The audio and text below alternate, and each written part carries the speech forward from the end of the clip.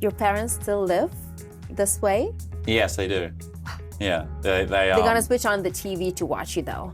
Yes, they're gonna drain the battery, but for a good reason. Maybe this time they are actually connected to the power, but they don't really watch it much, and they live on a block of land where they just plant trees, and like my mum, she is so beautiful, and she always calls me and she'll tell me how she just had a really nice day out with the trees, and talking to the ducks and feeding the ducks, looking after the bees. Like, it's really nice.